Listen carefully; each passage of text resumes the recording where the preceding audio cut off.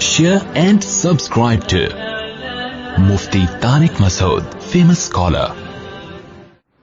الحمد لله نحمده ونصلي على رسوله الكريم أما بعد فأعوذ بالله من الشيطان الرجيم بسم الله الرحمن الرحيم الحاقة ما الحاقة وما أدراك ما الحاقة كذبت ثمود وعاد بالقارعة فأما ثمود فأهلكوا بالطاغية وأما عاد فأهلكوا بريح صرصر عاتية سخرها عليهم 7 ليال و8 أيام حسوما فترى القوم فيها صرعى كأنهم أعجاز نخل خاوية فهل ترى لهم من باقية.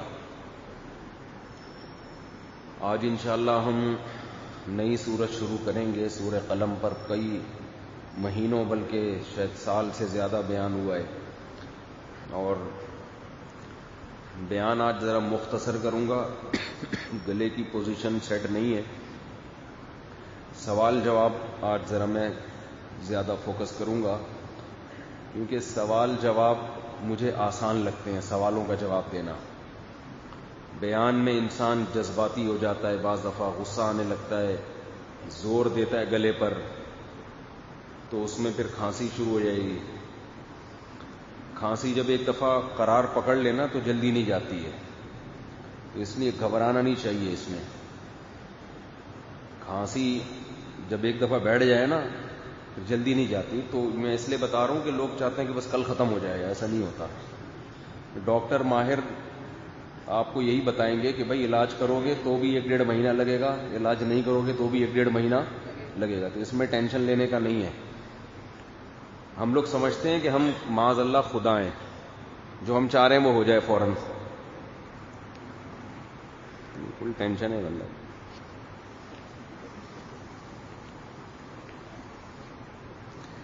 اچھا, ہم یہ چاہتے ہیں کہ ہم خدا بن جائیں. یہ بھی ایک مسئلہ ہے. ہم میں سے ہر شخص یہ چاہتا ہے کہ جس پریشانی میں مبتلا ہوں فوراً ٹھیک ہو جائے, بالکل ہر چیز فٹ فاٹ صحیح چلے.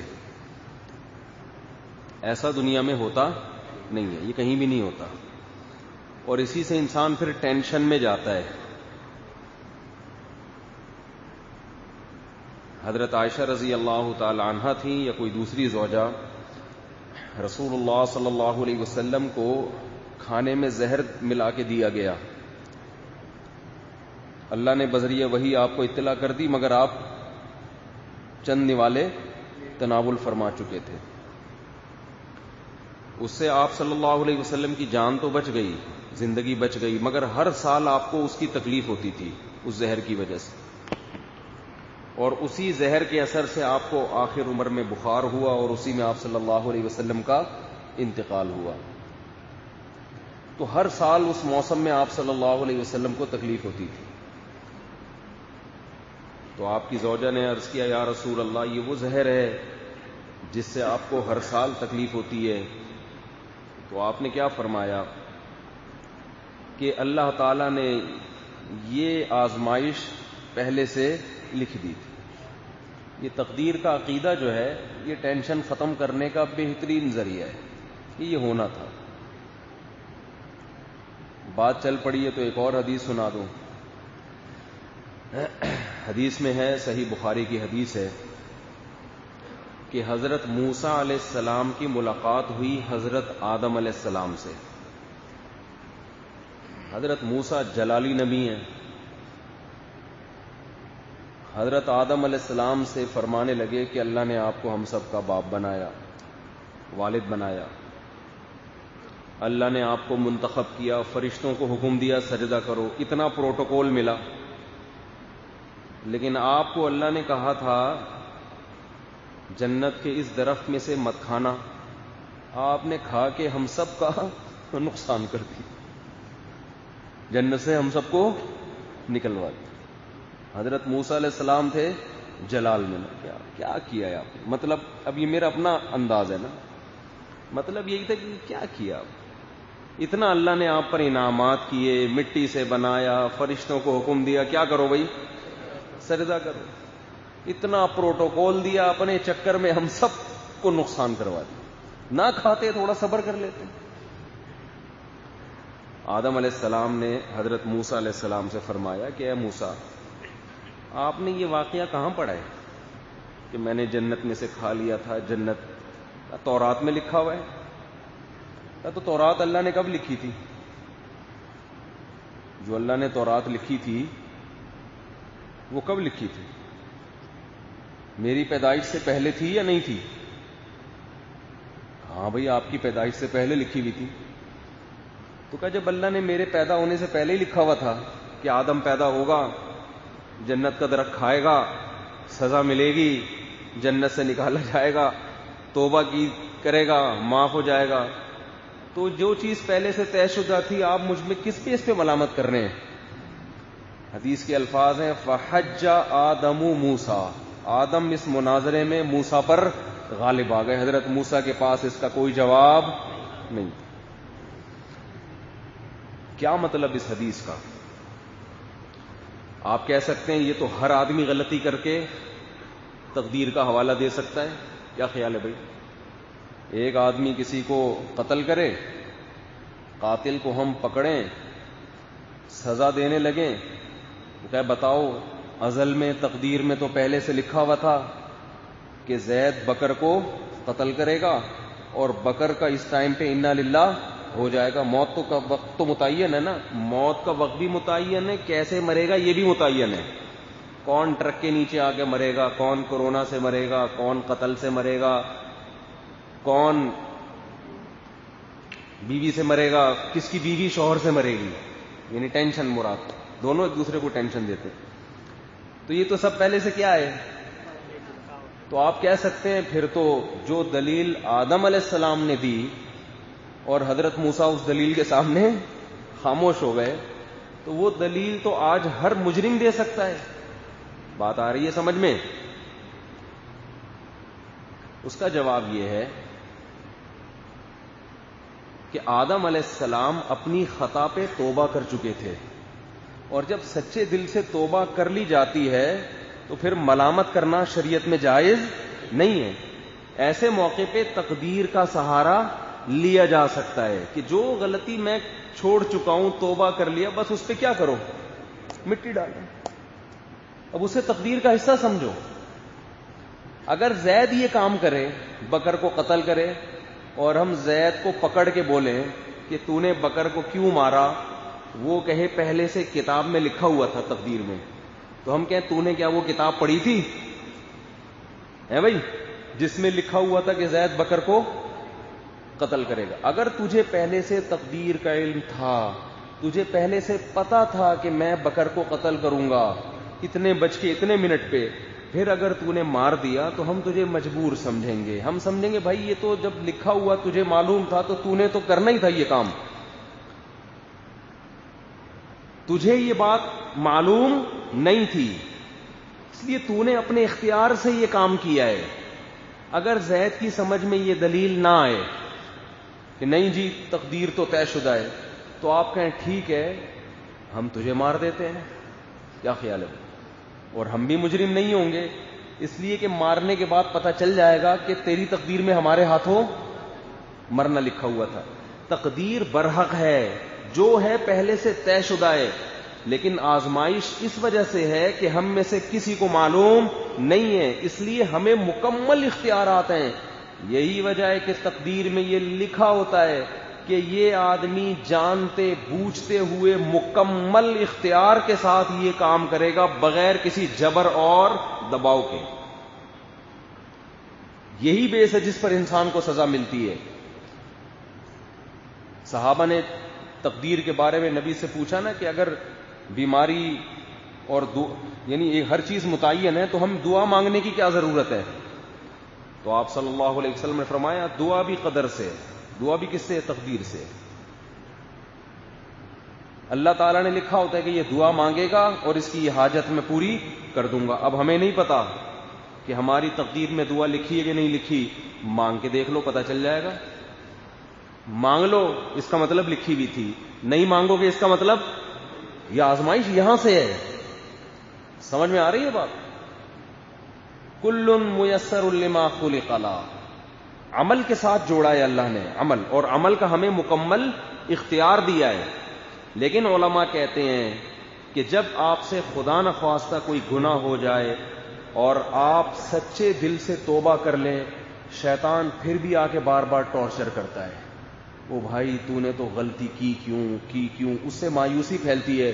علماء کہتے ہیں یہاں تقدیر کا سہارا لینا جائز ہے.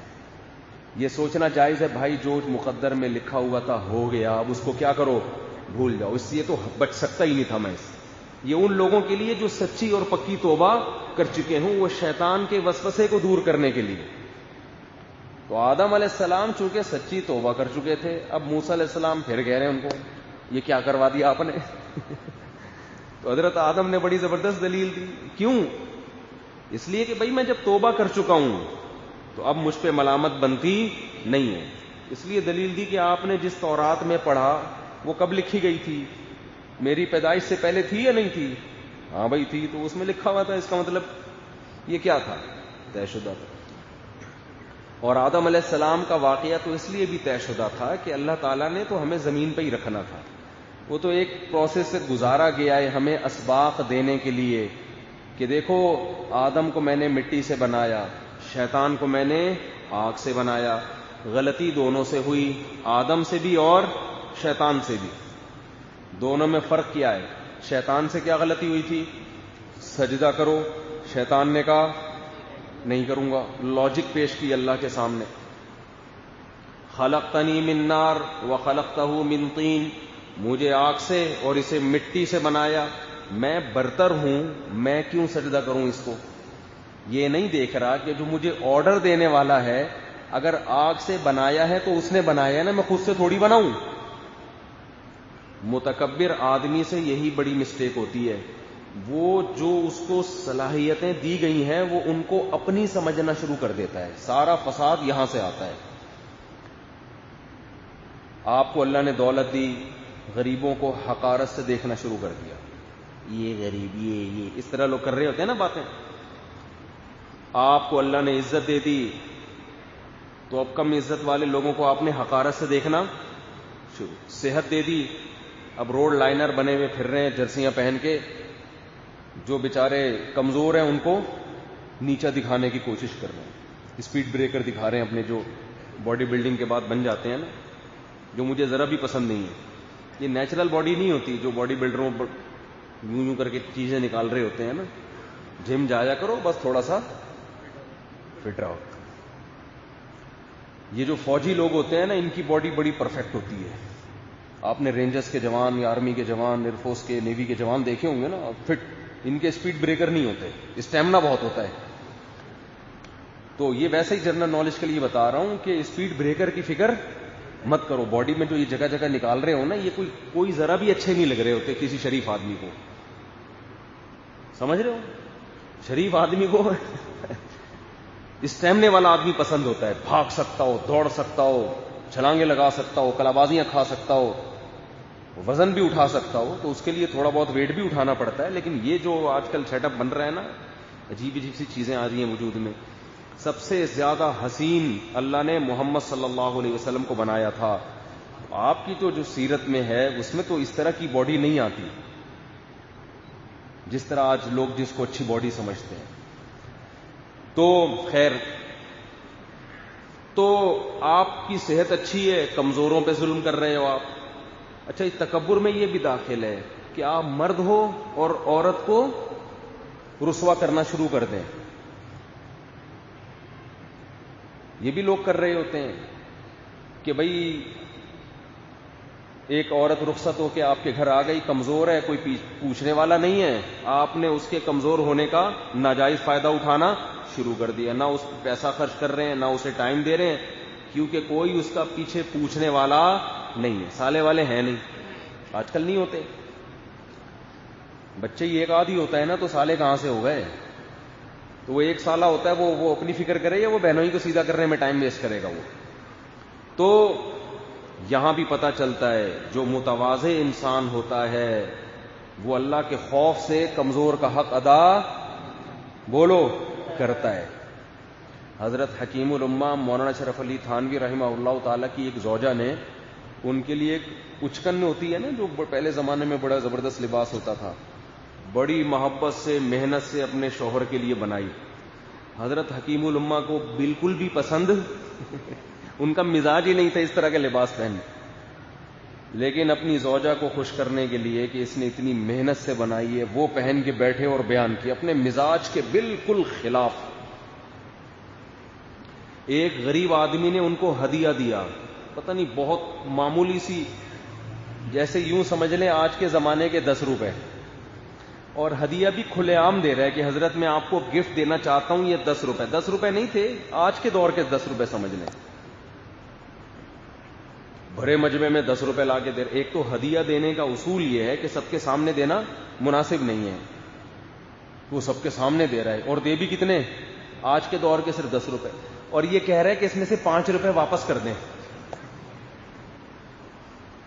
انہوں نے تکبر نہیں کیا, تو 10 روپے دے کے مجھے خرید رہا ہے کیا, اور اس میں سے بھی 5 روپے واپس مانگ رہا ہے. ان کو اس کی محبت, اس کا اخلاص, انہوں نے وہیں مجمع میں کہا بھائی اس کا ذرا کھلا کرا کے لے آؤ. وہ کھلا کرا کے لایا, 5 روپے اس کو واپس دیے, 5 روپے مجھے. میرے آج مالداروں میں یہ بڑا مسئلہ ہے, کیڑے نکال رہے ہوتے ہیں. کوئی آپ کو غریب ہدیہ لا کے دے دے, وہ بیچارے نے کوئی چنے بھونے ہوئے لا کے دے دیے, کوئی توہین سے بھائی یہ تو ہمیں خرید رہا ہے کیا, چنے کھلا رہا ہے ہم کو. اس پہ اللہ کا عذاب آ سکتا ہے, اس پہ بہت سخت پکڑ ہو سکتی ہے. نبی صلی اللہ علیہ وسلم نے عورتوں کو خاص طور پہ حکم دیا کہ پڑوسی کے ہدیے میں عیب مت نکالو. پہلے زمانے میں بھی ہوتا تھا, ایک عورت نے کچھ پکایا تو پڑوسیوں کے ہاں بھیج دیا. اب آپ کی پڑوسن نے کچھ آپ کے ہاں بھیج دیا, آپ کہہ رہی ہاں یہ اس کو تو پکانا آتا نہیں ہے, کیا بھیج دیا, کھانے کو لگ رہا ہے ان کے گھر میں نہیں تھا تو ہمارے یہاں بھیج دیا. بھائی آپ نہیں کھاؤ اگر اچھا نہیں لگ رہا, لیکن سامنے والے کی بے عزتی کرنا, اس کے ہدیے میں کیڑے نکالنا, یہ تکبر ہے, یہ اللہ کو پسند نہیں ہے. تو تکبر ہوتا کیوں ہے؟ اس لیے ہوتا ہے کہ آپ کو جو تکبر اسی میں ہوگا نا جس کو کوئی نعمت ملی ہوئی ہو. جب کوئی نعمت ہی نہیں ہے تو کیا تکبر کرے گا؟ یہ نہ علم ہے, نہ شکل ہے, نہ صحت ہے, نہ شہرت ہے, نہ پیسہ ہے, تو اب تکبر کرنے کے لیے رہ گیا اس کے پاس. وہ ایک باریک سا آدمی تھا نا, بہت ہی دبلا, سے کسی نے پوچھا کہ یہ صحت کے راز کیا ہے, یہ سمجھا کہ واقعی میری تعریف کر رہا ہے, وہ مذاق کر رہا تھا, بہت ہی باریک سا تھا. کہہ رہے اللہ کا شکر ہے کبھی تکبر نہیں کیا, اور 2 چمچے دودھ نہارمو غٹاغٹ پیتا ہوں, 2 چمچے دودھ نہارمو پیتا ہوں غٹاغٹ, تکبر نہیں کیا کبھی ہم نے. تو اس نے کہا کم بخت تیرے پاس تکبر کے لیے ہے کیا, 2 چمچوں پہ کوئی تکبر کرے گا؟ تو کمزور تکبر نہیں کرتا, غریب تکبر نہیں کرتا. تو جب کوئی نعمت ملتی ہے تو انسان کیا کرتا ہے؟ تکبر. تو یہ کیوں کرتا ہے؟ علماء کہتے ہیں کہ تکبر ہمیشہ احمق اور بے وقوف آدمی کرتا ہے, عقل مند کبھی بھی تکبر نہیں کرتا. اور میں نے دیکھا ہی ہے, جن کی کھوپڑی کام نہیں کرتی ان میں تکبر ہوتا ہے. سمجھدار ذہین لوگ کبھی بھی متکبر نہیں. بچکانہ ذہن کے جو لوگ ہوتے ہیں نا, بچکانہ مینٹل لیول بہت چھوٹا ہوتا ہے, ان کے پاس کوئی نعمت آ گئی تو اپنی اوقات بھول جاتے ہیں. اور جو مینٹل لیول جن کا اونچا ہوتا ہے وہ کہتے ہیں یار یہ تو گاڈ گفٹڈ ہے, صحت ہماری طرف سے تھوڑی, کس کی طرف سے ہے؟ اللہ کی طرف سے. پیسہ اللہ کی طرف سے. کتنے لوگوں کے پاس محنت کرتے ہیں پیسہ ہی نہیں آتا. ذہانت اللہ کی طرف سے, علم اللہ کی طرف سے, یہ تو سب چیزیں اللہ کی طرف سے ہوتی ہیں. تو شیطان میں فالٹ کیا تھا؟ وہ کہتا تھا مجھے آگ سے بنایا ہے, تو بھائی بنائے خود تھوڑی بنائے, تو بنایا تو یہ بھیک کس کی طرف سے ملی ہے؟ اللہ کی. تو تیری تھوڑی ہے, یہ تو اللہ نے دی ہے. اب وہی اللہ تجھے کہہ رہے سجدہ کر, تو عقل مندی کا تقاضا یہ تھا کہ فوراً کر لیتا. فرشتوں کو تو اللہ نے نور سے بنایا, وہ تو آگ سے بھی افضل ہیں. فرشتوں نے ذرہ برابر بھی اللہ کے اس حکم پہ اعتراض نہیں کیا. فوراً سجدے میں گر گیا, اللہ تو نے ہمیں بنایا, جیسے تو کہے گا ہم ویسے کریں گے, ہمیں کیا ٹینشن ہے. تو غلطی کس سے ہوئی تھی؟ شیطان سے بھی, اور غلطی آدم علیہ السلام سے بھی ہوئی. آدم اور حوا کو اللہ میاں نے فرمایا لا تقربا هذه الشجرہ, اس درخت کے قریب بھی مت جانا. دونوں نے مل کے فیصلہ کیا بھائی کچھ تو ہے اس درخت میں جو اللہ نے منع کیا ہے. شیطان نے کہا کہ بھائی شجرۃ الخلد ہے, یہ اللہ میاں نے اس لیے منع کیا ہے کہ اس درخت سے کھاؤ گے تو موت لیس ہو جاؤ گے, اس وجہ سے منع کیا ہے, تو چپکے سے کھا لو, بعد میں کیا کر لینا توبہ کر لینا, کچھ بھی کر لینا, کھا لو بس جا کے. تو آدم علیہ السلام اور اما ہوا نے مل کے کوئی تعویل کر لی کہ بھئی اللہ میاں نے کہا یہ والا درخت نہیں کھانا, تو یہ والے کی جنس میں سے یہ والا ہم کھا سکتے ہیں, حالانکہ وہ بھی وہی پھل تھا نا. تو کوئی تعویل کر لی. پیغمبر سے صراحتاً گناہ نہیں ہوتا, وہ تعویل شیطان کروا دیتا ہے, تو وہ والا کھا لیا. غلطی آدم سے بھی ہوئی, سزا بر وقت دونوں کو ملی ہے, دونوں کو. شیطان کو فوراً سزا ملی ہے کہ اخرج, نکل جا یہاں سے. جیسے شیطان نے کہا نا کہ میں سجدہ نہیں کروں گا, اللہ میاں نے فوراً کیا کہا؟ نکل جا میرے دربار سے, انکا رجیم, تو مردود ہے, میری رحمت سے دور. شیطان کو فوراً خیال آنا چاہیے تھا بھائی یہ تو اللہ کو بہت غصہ آ گیا, وہ تو اللہ کا غضب جوش میں آ گیا, یہ تو غلط ہو گیا. سوری کرتا, معذرت کرتا, بجائے معذرت کرنے کے اور اکڑ. یہ ہوتا ہے آج بھی, اس طرح کے لوگ آپ کو ملیں گے. جب غلطی پہ سزا ملے, دیکھو باپ بعض دفعہ غلطی پہ اولاد کو ڈانٹتا ہے, ہم نے دیکھا ہے فرما بردار بچے باپ سے معذرت کر لیتے ہیں, لیکن جن میں فرعونیت ہے نا وہ اور اکڑنے لگتے ہیں کہ بجائے اس کے کہ بھائی میری اس بات پہ میرے والد کو چونکہ غصہ آ گیا, مجھے اس سے آئندہ میں یہ بات نہیں کروں گا, لیکن جب باپ نے ڈانٹا, سختی کی, تو اور زیادہ زبان چلانا شروع کر دیتے ہیں. یہ بالکل وہی کام ہو رہا ہے جو کون کر رہا تھا؟ شیطان. اور یہاں باپ ہے نا, اگر خدا بھی ہوتا تو یہ یہی کر رہے ہوتے, کیونکہ یہ نیچر ہے, یہ تھوڑی تبدیل ہوتی ہے. تو شیطان کو جب اللہ نے کہا نکل جا, شیطان نے کہا اچھا اس کو اتنا پروٹوکول دیا جا رہا ہے کہ اس کی وجہ سے مجھ پہ پابندیاں کہ میں دربار میں نہیں آ سکتا, تو اب میں اس کو نہیں چھوڑوں گا, کیونکہ اللہ کا تو بگاڑ نہیں سکتا تھا نا. اب میں اس کو نہیں چھوڑوں گا. اب عین غضب کی حالت میں, جب اللہ غضب میں ہے, اس وقت اللہ سے کہہ رہا ہے کہ مجھے قیامت تک کی زندگی چاہیے, میں قسم اٹھاتا ہوں تیری عزت کی اور تیرے جلال کی کہ میں اس آدم اور اس کی اولاد کو جنت میں جانے نہیں دوں گا. الا عبادک منہم المخلصین, تھوڑے سے تیرے مخلص لوگ ہوں گے, باقی بہت بڑی تعداد کو میں اسی جہنم میں پھینکواؤں گا. اللہ میاں نے کیا فرمایا؟ ٹھیک ہے, دیکھو اب اللہ اس کو مہلت دے رہے ہیں نا. اللہ کی عادت یہ ہے کہ جب کسی کو بڑی پکڑ میں لینا ہوتا ہے نا تو اللہ اس کو مہلت دے, یہ اللہ کی عادت ہے, قرآن و سنت سے ثابت ہے یہ. اس لیے گناہوں میں آپ جاتے چلے جا رہے ہیں, جاتے چلے جا رہے ہیں, اور ترقی ہوتی چلی جا رہی ہے, یہ اللہ کی رحمت کی دلیل نہیں ہے, یہ اس کی دلیل ہے کسی بڑی پکڑ کے انتظار میں رہو. عقل مندی یہ ہوتی ہے گناہ کرو فوراً سزا مل جائے, یہ اللہ کی رحمت کی علامت ہے. صحابہ کے ساتھ ایسے ہی ہوتا تھا, کوئی غلطی ہوتی تھی فوراً سزا مل جاتی تھی, یہ اللہ کی رحمت تھی ان کے ساتھ. بہت سارے واقعات ہیں حدیث میں, اور ہم دیکھ رہے ہیں کہ گناہوں میں ہم جری ہوتے چلے جا رہے ہیں اور سزائیں مل نہیں رہی ہیں. ہم سمجھتے ہیں کہ یار اسی طرح اللہ ہم سے خوش ہے, تو اللہ کبھی بھی گناہ پہ خوش نہیں ہوتا. بڑی پکڑ کی تیاری ہو رہی ہے, اللہ ہم سب کو محفوظ رکھے, تو ڈرنا چاہیے. تو خیر جلدی سے میں اس کو سمیٹوں واقعے کو. اللہ نے آدم, تو وہ شیطان نکل گیا, تو اللہ میاں نے شیطان کو تو مہلت دے دی, ٹھیک ہے بھائی تو نے جو کرنا ہے کر, تجھے میں ایک ہی دفعہ میں پکڑوں گا اب آخرت قیامت کے دن. قبر کا عذاب بھی نہیں ہے شیطان کے لیے, کہ موت ہی نہیں ہے نا, موت ہی نہیں ہے, اب قیامت میں اکٹھی پکڑ ہوگی تیری, اس سے پہلے تیری کوئی پکڑ نہیں ہے. اب یہ آدم کے ساتھ ایک طرح کا یوں سمجھیں کہ سختی تھی کہ شیطان کو تو اللہ نے کھلی چھوٹ دے دی کہ تو آدم اور ان کی اولاد کو قیامت تک بہکا سکتا ہے, لیکن اس آدم بیچارے اور ان کی اولاد کا کیا قصور تھا بھائی کہ ان کے دشمن کو اللہ کیا کر رہا ہے؟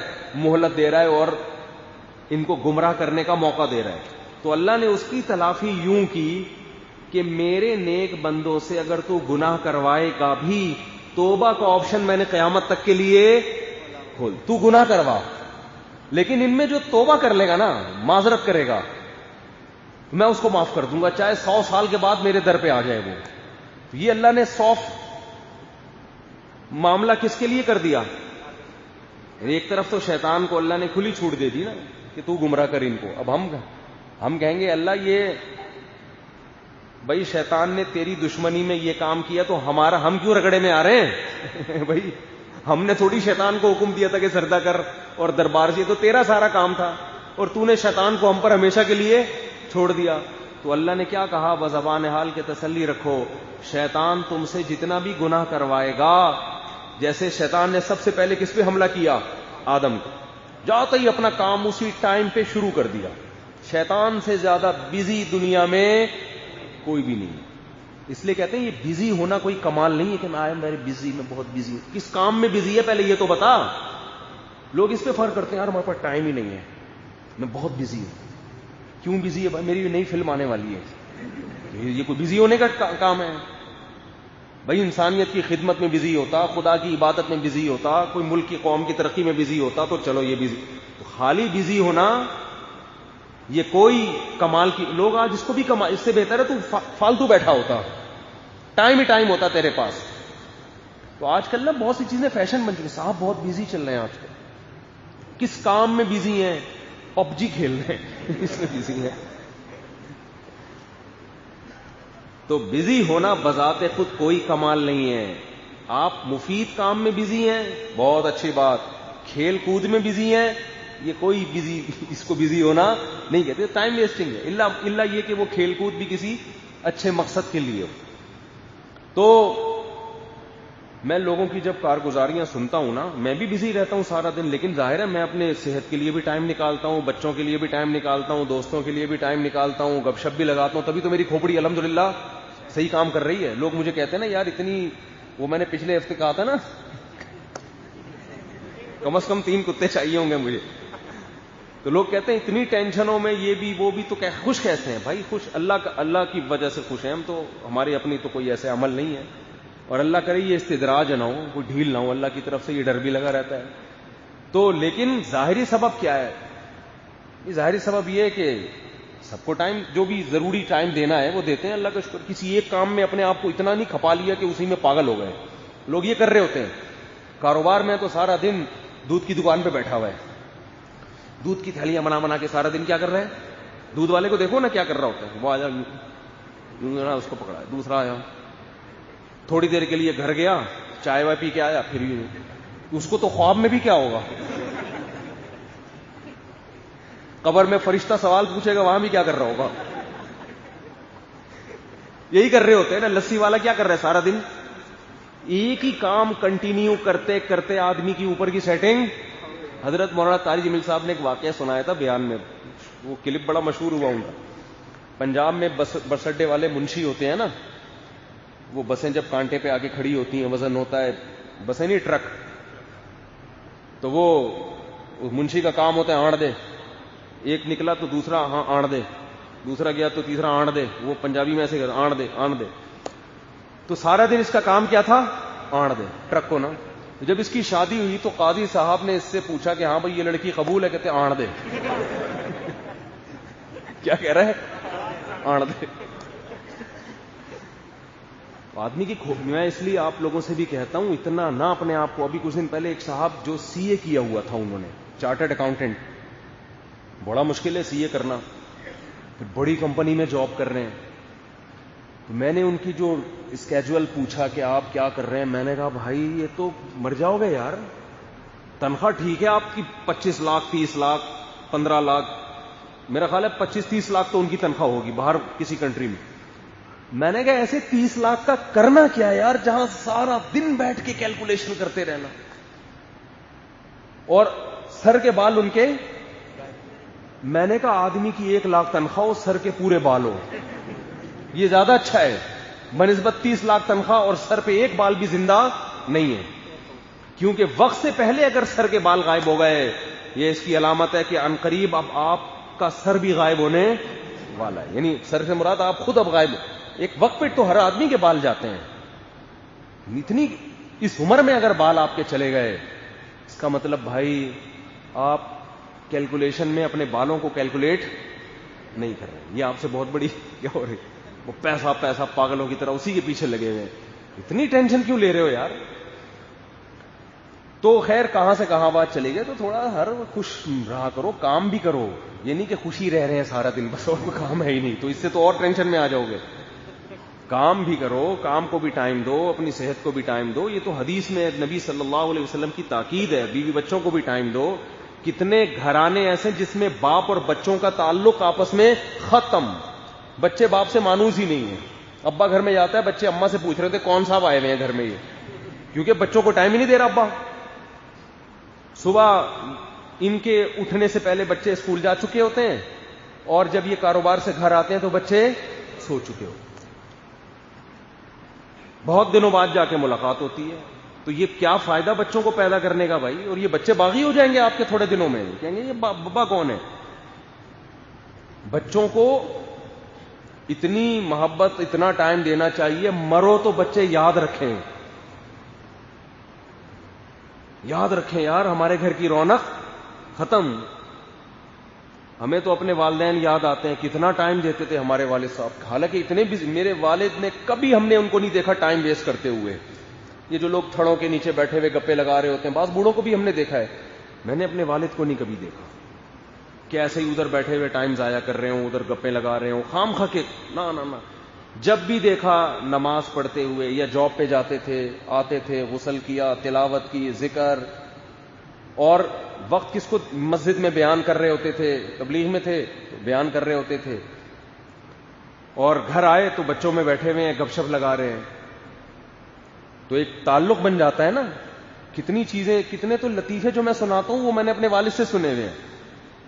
انتہائی مصروف آدمی, مگر گھر میں بچوں کو پراپر وقت دے رہے ہیں. تبھی جب ان کا انتقال ہوا تو ایسی قیامت گزری ہمارے اوپر, گھر کی رونق ختم بھائی.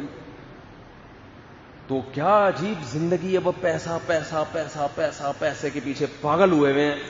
میں تو حیران ہوتا ہوں یار, 2-2 3-3 سال کمانے کے لیے باہر ملکوں میں جاتے ہو. بڑی حوصلہ ان لوگوں کا, بیوی بچوں کے بغیر تم کیسے رہتے ہو یار 2-2 3-3 سال.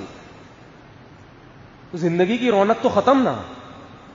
تو پھر کیوں کی تھی یہ شادی, کیوں اولاد کیوں پیدا کی تھی؟ اگر اکیلے ہی رہنا تھا تو وہیں ویسے ہی چلے جاتے کنوارے چڑے چھاٹ.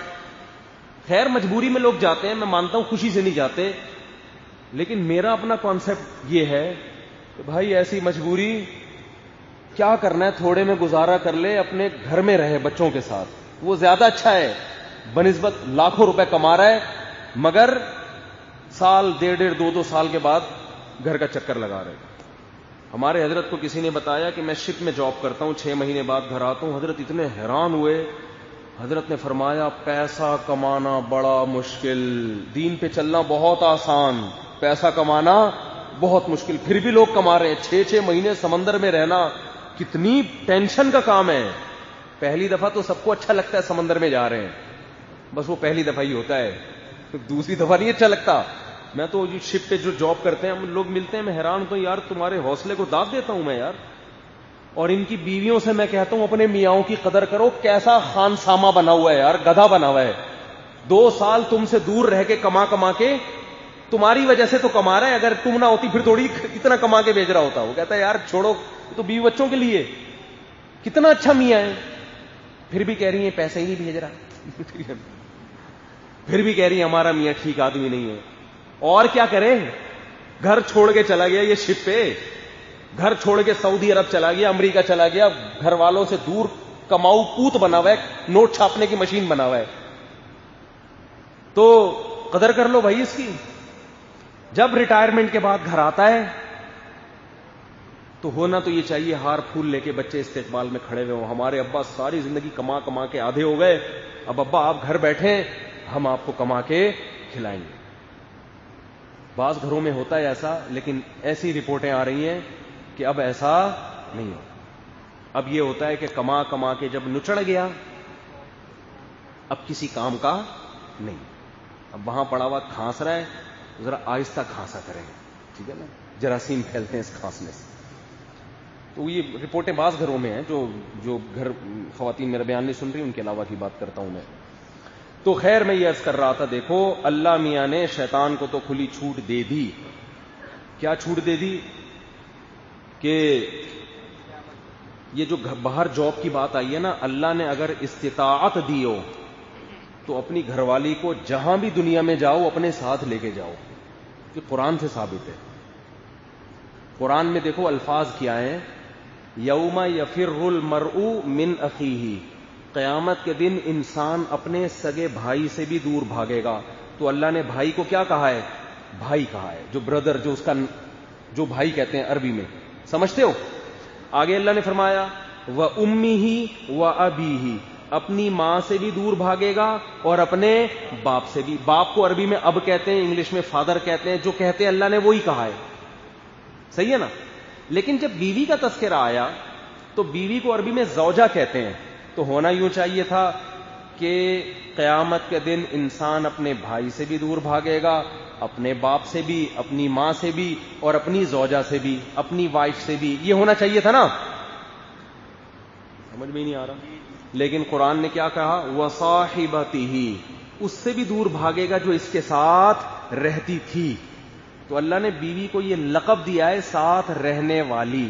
تو یہ کیسی ساتھ رہنے والی ہے کہ آپ سعودی عرب میں رہ رہے ہو اور یہ پاکستان میں، 2 سال کے بعد 1 مہینے کے لیے چکر لگاتے ہو، پھر وہیں، اور جب بڈھے ہو گئے، جب ساتھ رہنے کے قابل رہے نہیں تو ریٹائرمنٹ کے کمپنی نے جبھی تو نکالا ہے، اب کسی کام کا نہیں ہے یہ ورنہ کمپنی کیوں ریٹائر کرتی؟ تب یہ کسی کام کا نہیں ہے، اس کو واپس بھیجو. تو بالکل آخر میں جب بوڑھے ہو گئے تو اب کہاں آ رہے ہیں؟ ساتھ رہنے کے لیے. جب آپ کی عمر ہے پوتے نواسوں کے ساتھ رہنے کی، اب آ رہے ہیں. تو یہ بالکل کھوپڑی میں آنے والا، یہ نیچر کے بالکل خلاف. یہ نیچرل لائف نہیں ہے. نیچرل لائف یہی ہے کہ بیوی جب بن گئی تو پھلترو کی طرح چپک گئی ہے آپ کے ساتھ، چاہے آپ اس پہ خوش ہوں یا ٹینشن میں آئیں. اللہ میاں نے آپ کے ساتھ چپکا دیا اس کو. جہاں جا رہی ہے وہ، جہاں آپ جا رہے ہیں وہ پھلترو کی طرح آپ کے ساتھ ساتھ. عورتیں پریشان ہوں گی، ہمیں پھلترو کہہ رہا ہے. میں پھلترو توہین کی نیت سے نہیں کہہ رہا، میں یہ سمجھانے کے لیے کہہ رہا ہوں کہ پھلترو جب کرتے سے چپک جاتا ہے نا تو آپ اسے ہٹانا چاہیں تو وہ ہٹتا نہیں. تبھی تو کہتے ہیں پھلترو کی طرح چپک گیا. تو وہ بعض دفعہ کوئی دھاگا لگ جاتا ہے کپڑے سے، آپ یوں کر رہے ہیں، وہ ادھر ہاتھ سے چپک جاتا ہے، پھر یوں کیا پھر قمیض سے آ گیا، پھر یوں کیا تو پھر ہاتھ سے آ گیا. وہ اس میں چپکنے کی کچھ صلاحیت ہوتی ہے. تو کچھ پھر اس ہاتھ سے آپ نے یوں کیا تو اس ہاتھ پہ آ گیا. ٹھیک ہے نا. تو جب شادی ہو گئی تو وہ پھلترو کی طرح اب جہاں جہاں جاؤ گے ساتھ ساتھ. تو یہ سوچنے کے پہلے یہ سوچ لیا کرو. مسائل نہیں ہے تو ایک الگ بات ہے. بعض لوگ میرا بیان سن کے کہتے ہیں سعودی عرب میں یار ہم مزدور ہیں، ہم یہاں اگر بیگم کو بھی یہاں لے آئیں. ایک آدمی دبئی گیا، بڑا شوق تھا اس کو دبئی میں نا، دبئی کا پتہ نہیں لوگوں نے کیا تصور. میں دبئی گیا ہوں، وہاں نوجوانوں نے مجھے کہا کہ حضرت کوئی دبئی کے خلاف بیان کر دیں، کوئی یہاں کوئی سونے کے سکے نہیں ملتے. جو بندہ دبئی میں ہو ماں باپ سمجھتے ہیں پتہ نہیں کتنے نوٹ چھاپ رہا ہوگا. تو بھائی جب وہ دبئی میں تنخواہ لے رہا ہے لیکن وہاں اس پہ خرچے بھی تو اسی حساب سے ہو رہے ہیں نا. خرچے بھی تو وہاں تو چائے 50-55 روپے کی تو چائے ہے، بلکہ 100 روپے کی چائے پڑتی ہے میرا خیال ہے. تو اب وہ دبئی چلا گیا بیچارہ، کہتے ہیں نا بد سے بدنام. کہہ رہے میں بیگم کو بھی لے گیا. بیگم نے کہا وہی پھلترو والا بیان سنا ہوگا انہوں نے کہیں. کہہ رہے میری تو ساری تنخواہ، کہہ رہے میں فلیٹ میں 2 مہینے رہا ہوں، 1 بالٹی اور 1 مگے کے سوا کوئی چیز بھی خرید نہیں سکا میں 2 مہینے تک. 1 بالٹی اور 1 مگے میں گزارا کیا. اتنی مہنگائی. کہہ رہے ہم نے جاب چھوڑ کے بھاگ آیا. میں نے کہا یار یہاں تنخواہ کم ہے مگر کم از کم کچھ خرید تو سکتا ہوں نا میں، سستائی بھی تو اسی حساب سے ہے.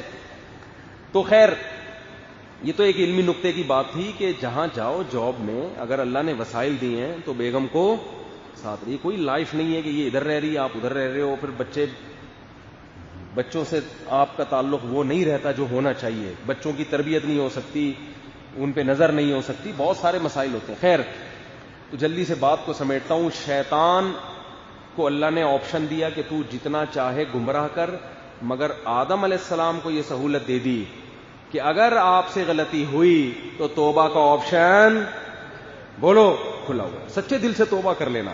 تبھی تو آدم سے غلطی ہوئی، توبہ کی، تو موسیٰ علیہ السلام نے ملامت کی تو آدم علیہ السلام نے اس ملامت کا فوراً جواب دے دیا کہ بھائی یہ ملامت بنتی نہیں ہے، کیونکہ توبہ کر چکے تھے. تو آدم علیہ السلام، شیطان سے بھی غلطی ہوئی، اکڑ گیا. آدم سے بھی غلطی ہوئی، شیطان نے کروائی، یہ نہ کھانا کھا لیا. قرآن کہتا ہے جیسے ہی آدم کو سزا ملی ہے، وہ سب سے پہلی سزا، ہم نے جنت کا لباس چھین لیا. وَطَفِقَا يَخْصِفَانِ عَلَيْهِمَا مِنْ وَرَقِ الْجَنَّةِ. آدم اور حوا نے مل کر اپنے جسم پہ پتے ڈالنا شروع کر دیا. حالانکہ میاں بیوی تھے، آپس میں کوئی پردہ نہیں تھا، لیکن اس سے پتہ چلتا ہے کہ میاں بیوی ہو کے بھی نارمل حالت میں وہ ایک دوسرے کو برہنہ دیکھنا پسند نہیں کر رہے. آپ خود اندازہ لگاؤ کہ جب میاں بیوی کے لیے بلا وجہ برہنہ ہو کے بیٹھنا، بلا وجہ، یہ اچھا حیا کے خلاف ہے، تو ایک عورت کے لیے اپنے جسم کو غیر محرم کے سامنے ایکسپوز کرنا یہ کتنا برا عمل ہوگا. میاں بیوی کا کوئی پردہ نہیں ہوتا، خامخواہ میں وہمی بننے کی ضرورت نہیں ہے، لیکن نارملی جب گھر میں نارمل رہتے ہیں تو پراپر ڈریس ہوتا ہے نا. وہ چڈی بنیان میں تھوڑی گھوم رہا ہوتا ہے آدمی، شرم آتی ہے اس کو. تو اسلام کس کو پروموٹ کرتا ہے؟ حیا کو. بے حیائی کو اسلام پسند نہیں کرتا. تو اب حضرت آدم اور حوا کو احساس ہو گیا ہم سے غلطی ہوئی ہے. قرآن کیا کہہ رہا ہے کہ آدم اور حوا کے دل میں ندامت کہ اب اللہ کو منانا ہے ہم نے توبہ کر کے. لیکن الفاظ سمجھ میں نہیں آ رہے کیسے منائیں. تو اللہ فرماتے ہیں میں نے آدم کو کلمات سکھائے، میں نے آدم کے دل میں وحی کی کہ اس طرح بولو اور مجھ سے کیا کرو. کیا عجیب سبق ہے ان آیات میں، کیا انداز ہے سمجھانے کا. یعنی غلطی ہو، ایک جب غلطی کر رہا ہے اسے دربار سے نکالا جا رہا ہے اور وہ کہہ رہے ہیں مجھے قیامت تک مہلت دو. اللہ کہتے ہیں مہلت دے دی، یعنی اس کے عذاب میں اضافہ ہوتا چلا جا رہا ہے. اور ایک کو اللہ خود سکھا رہے ہیں کہ ایسے توبہ کرو، اسے خود گائیڈ کر رہے ہیں کہ یوں کرو گے تو میں معاف کر دوں گا. کیوں؟ ایک کے دل میں ندامت ہے اور دوسرے کے دل میں ندامت نہیں ہے. جس کے دل میں گناہ کر کے ندامت نہیں ہے وہ اللہ سے لڑ رہا ہے. اللہ سے لڑ کے اللہ کی رحمت حاصل نہیں کی جا سکتی. اکڑ دکھاؤ گے تو اور زیادہ عذاب آئے گا. اللہ کسی سے دبتا نہیں ہے، اور اللہ کے سامنے جھکو گے بڑے سے بڑا پہاڑ جیسا گناہ بھی اللہ آپ کے سر سے ہٹا دے گا. یہ چیز اپنے اندر پیدا کرنے کی ضرورت ہے، جس کو کہتے ہیں ایکسکیوز کرنا سیکھو، سوری کرنا سیکھو. اور یاد رکھو اپنے بڑوں کے سامنے اپنی غلطی کا اعتراف کر کے مان لینا یہ بھی حقیقت میں اللہ ہی سے توبہ کرنے کے مترادف ہے. آپ سے غلطی ہوئی، باپ کی نافرمانی ہو گئی تو باپ سے معافی مانگتے ہوئے لوگوں کو شرم آ رہی ہوتی ہے. یہ سوچ کے معافی مانگا کرو یہ اصل میں باپ سے مانگ رہا ہوں، مگر کس کے حکم پہ؟ اللہ کے. تو یہ اللہ ہی سے معافی مانگی جا رہی ہے، شرماؤ نہیں اس میں. ماں سے اگر معافی مانگنی پڑ جائے شرم آ رہی ہوتی ہے بعض دفعہ، تو یہ سوچ کے مانگا کرو کہ یہ کس سے مانگ رہا ہوں میں اصل میں. اللہ نے حکم دیا نا کہ ان سے معافی مانگ، ان کو منا کے رکھو، اس لیے اس میں بڑے بھائی سے معافی مانگنی پڑے. تکبر مت کرو، بولو بھائی یہ کس کا حکم ہے رشتہ داری جوڑنا؟ یہ تو اللہ کا حکم ہے، اللہ کی خاطر مانگ رہا ہوں میں. من تواضع للہ رفعہ اللہ، حدیث میں آتا ہے جو اللہ کے لیے جھکتا ہے اللہ اسے بلند کر دیتا.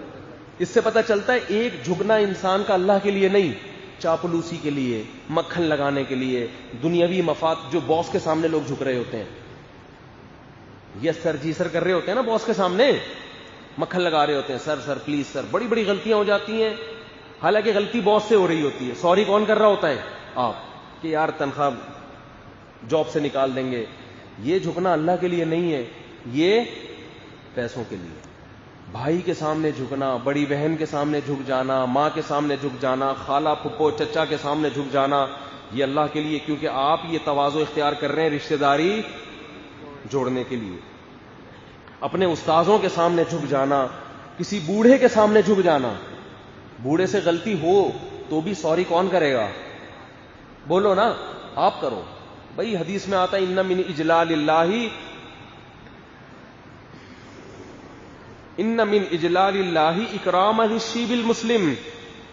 آپ صلی اللہ علیہ وسلم نے فرمایا سفید ریش بوڑھے کا اکرام اصل میں کس کا اکرام ہے؟ اللہ کا اکرام ہے. اللہ نے حکم دیا اس بوڑھے کا احترام کرو. آج بوڑھوں کے بارے میں عجیب تبصرہ کر رہے ہوتے ہیں، اس بڈھے کو دیکھو کیا ہو گیا، اس بڈھے کو. یہ تبصرہ بہت غلط ہے بھائی. وہ بوڑھا ہو گیا تو آپ کے لیے قابل احترام ہے وہ، اور اس کے احترام کا کس نے حکم دیا؟ تو یہ تکبر ہے. کل آپ کی بھی یہ حالت ہونے والی ہے.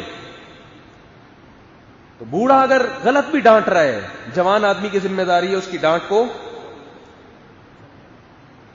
برداشت کر لے، سن لے یار، چھوڑو، نظر انداز کرو. اس میں کیا بحث کرنا صحیح کون ہے غلط کون ہے،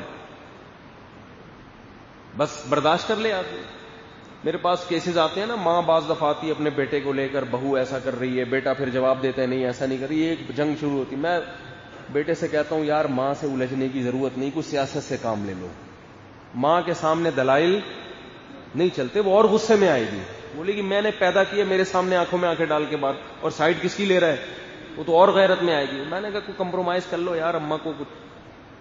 اب اماں کو کون سمجھائے گا اس عمر میں، تو کچھ کمپرومائز کر لو. اب وہ 10 طریقے ہوتے ہیں. کچھ سیاست سے کام لے لو، کچھ بیچ کا راستہ اختیار کر لو، بحث نہیں کرو. وہ سمجھانا شروع کر دیتے ہیں. اصل میں لڑائی ہوتی ہے پھر گھروں میں، بدتمیزیاں ہوتی ہیں.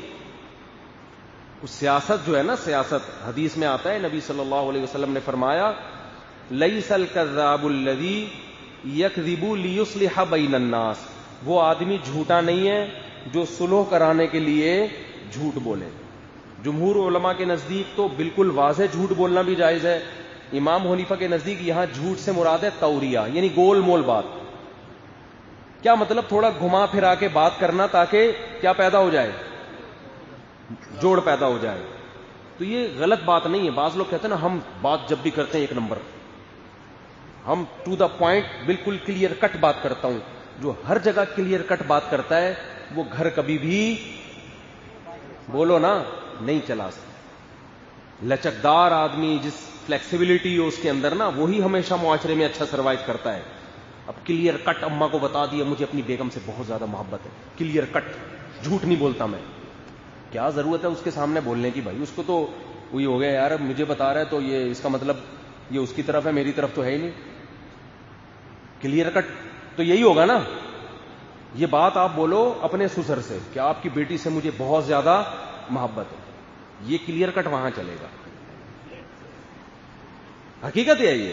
ابا اماں کے سامنے تو ان کا غلام بن کے رہنا ہے. بھئی یہ بھی کون آ گئی، پتہ نہیں زیادہ ہو گئی تھوڑی سی، تھوڑا کم کر لینا اس کو جا کے، میں تو انتہا کو بتاؤں گا نا. تو گھروں میں سیاست سے چلا جاتا ہے، کلیئر کٹ کہیں بھی نہیں چلتے. لوگ کہتے ہیں سیاستدان باتوں کو گھماتے ہیں. یہ نہیں گھمائیں تو ان کو ایک ووٹ بھی نہ ملے. ایک سیاستدان اگر یوں تقریر کرے بھائی آپ مجھے ووٹ دیں، میں اسکول بالکل بھی نہیں بناؤں گا، وجہ اس کی یہ کہ فنڈ ہی نہیں ہے. ووٹ لینے سے پہلے اگر وہ یہ کلیئر کٹ باتیں کرنا شروع کر دے تو ووٹ ملے گا. اس وقت وہ جوش میں کہے گا بھائی آپ مجھے، وہ میں اکثر پرانا لطیفہ ہو گیا، ایک سیاستدان تقریر کر رہا تھا آپ مجھے ووٹ دیں، میں 2 اسکول بناؤں گا، لڑکوں کے لیے الگ، لڑکیوں کے لیے الگ. لوگوں نے کہا ہمارے ہسپتال نہیں. اس نے کہا ووٹ دیں، خواتین کے لیے الگ، مردوں کے لیے الگ. ایک نے کہا ہمارے میٹرنیٹی ہوم نہیں ہے.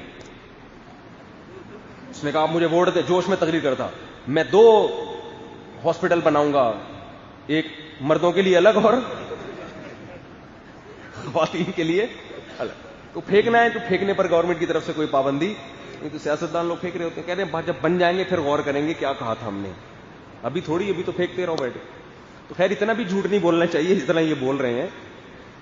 تو جھوٹ نہ ہو، ذاتی مفاد کے لیے نہ کیا جائے، لیکن اگر جوڑ پیدا کرنے کے لیے، صلح کے لیے، تو پھر شریعت نے اجازت دی ہے کہ بھائی کلیئر کٹ بات کرنے کی بالکل ضرورت نہیں ہے. موقع دیکھنا چاہیے یہ بات کہاں کرنے کی ہے، یہ یہاں کرنے کی ہے یا نہیں ہے. تو یہ اپنے اندر پیدا کرنے کی ضرورت ہے. خیر جلدی سے بات کو سمیٹ کے ختم کروں تو آدم علیہ السلام سے بھی خطا ہو گئی تو اللہ خود سکھا رہا ہے. کیوں؟ آدم کے دل میں کیا تھی؟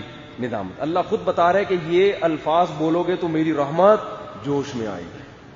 فَتَلَقَّى آدَمُ مِن رَبِّهِ كَلِمَاتٍ آدم نے اپنے رب سے کلمات اچکے، یعنی اللہ نے آپ کے دل پہ القا کیے، اور کیا کہنے لگے آدم اور حوا مل کے، ربنا ظلمنا انفسنا، اے ہمارے رب ہم نے اپنی جانوں پہ ظلم کیا، وَإِن لَّمْ تَغْفِرْ لَنَا وَتَرْحَمْنَا، تو نے ہمیں ہماری مغفرت نہیں کی، ہمیں معاف نہ کیا، لَنَكُونَنَّ مِنَ الْخَاسِرِينَ، ہم تو تباہ و برباد ہو جائیں گے، اب ہم تیرے ہاتھ میں۔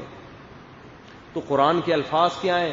ثُمَّ اجْتَبَاهُ رَبُّهُ، جب آدم نے یہ کلمات کہے ہیں تو اللہ نے آدم کو منتخب کر لیا، وَهَدَا، اور آئندہ سیدھے راستے پہ چلایا، غلطی نہیں ہونے دی آدم سے آئندہ، اور اللہ نے کہا میں تیری حفاظت خود کروں گا۔ تو اس میں ہمیں سبق مل گیا کہ بھائی غلطی تو آدم سے ہوئی تو ہم سے بھی ہو سکتی ہے۔ یہ کہنا کہ اس میں یہ بھی سبق ملتا ہے تواضع کا، کہ اگر کوئی آپ کو آپ کی غلطی بتائے نا تو یہ نہیں ایک دم لوگ غصے میں آ جاتے ہیں، کیونکہ ان کا اپنے بارے میں خیال ہوتا ہے کہ میں تو غلطی کر ہی نہیں سکتا۔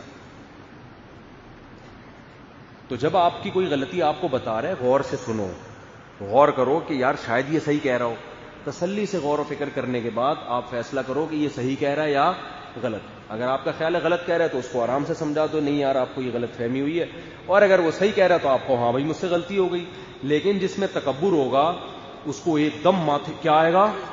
تیش، مجھے کیسے بول دیا۔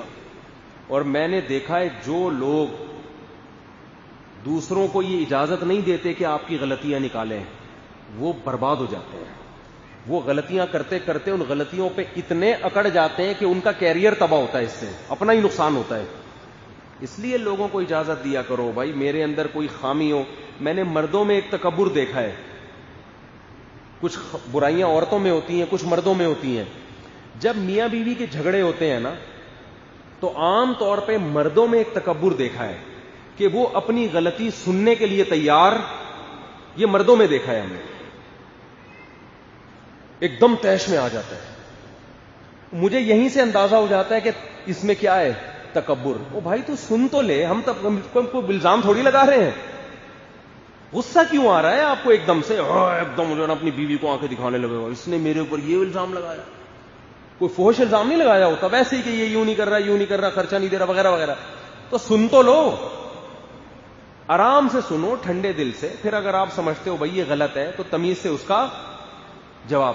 لیکن جو غصہ آنا اس کی علامت ہوتی ہے کہ اس نے اپنے بارے میں فرض کیا ہوا ہے کہ میں اتنا نیٹ کلین پیدا ہوا ہوں کہ میرے اوپر انگلی اٹھانے کی جرت کیسے ہوئی۔ یہ ہے تکبر، اس کی سزا ملتی ہے۔ سمجھتے ہو کہ نہیں سمجھتے؟ تو جب بھی کوئی خاندانی جرگے ہوا کرے نا، بیٹھ کے کوئی ایک دوسرے پر الزامات لگ رہے ہوتے ہیں، تو ٹھنڈے پیٹوں ان الزامات کو بول لو نا بھائی، سن لیا کرو۔ عورت کو بھی چاہیے سنے، آرام سے تمیز سے جواب دے، آدمی کو بھی چاہیے۔ لیکن آدمی اگر نیک ہوتا ہے نا، ایک عام آدمی ہوتا ہے وہ تو سن لیتا ہے، جو نیک قسم کے جن کی پرسنالٹی وہ نہیں سننا چاہتے، وہ کہتے ہیں ابے وہی ہماری تو شخصیت مجروح ہو رہی ہے۔ بھائی سن لے آرام سے بیٹھ کے تمیز سے، یہ کیوں فرض کیا ہوا ہے کہ میں بہت نیک ہوں۔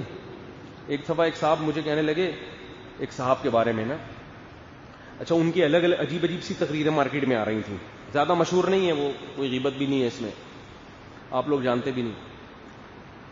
اچھا ان کو جب کوئی بات بتاؤ تو ایک دم تیش میں آ جاتے وہ۔ تو میں نے کہا یار ان صاحب کے ساتھ پتہ نہیں کیا مسئلہ ہے، یہ اتنے بڑے بزرگ کے بیٹے بھی ہیں اور عجیب سے عجیب سی باتیں کر رہے ہوتے ہیں، کوئی غلطی بتاؤ تو غصہ آ جاتا ہے ان کو۔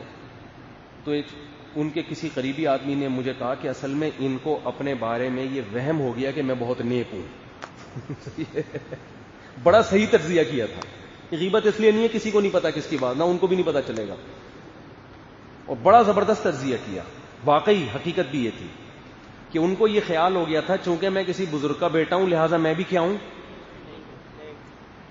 تو اس نے مجھے بتایا، جس نے شکایت لگائی نا کہ ان کا قصور نہیں ہے، یہ بیچارے معذور ہیں، یہ ان کو وہم اس قسم کا ہو گیا کہ میں کیا ہوں، بہت نیک۔ یہ وہم کی وجہ سے ہو گیا ہے، یعنی وہ ان کا دفاع کر رہا تھا کہ بھائی یہ ان کا قصور نہیں ہے، ان کو پتہ نہیں کس نے بول دیا کہ آپ کیا ہیں، بہت نیک ہیں، ٹھیک ہے، اور یہ سچ سمجھ بیٹھے۔